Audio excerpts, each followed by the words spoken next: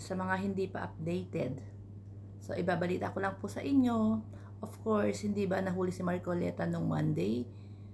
So, ngayon, Monday ba or Sunday? Monday. Oh, inaresto na si Marcoleta. So, ngayon, dumami na po ang kanyang sakit. So, ngayon po ay siya nasa hospital. Dumaranas po siya ng hypertension, paninikip ng dibdib, pananakit ng ulo, pneumonia, at paglaki ng puso. Wow, biglang dumami ang sakit ni Marcoleta. Kaya lakas-lakas sa rally. Ngayon, sa damakmak ang sakit.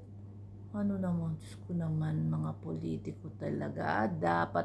Dapat meron niyang second opinion. Malay ba natin kung ano ang ginagawa ng mga doktor, nakasabwat?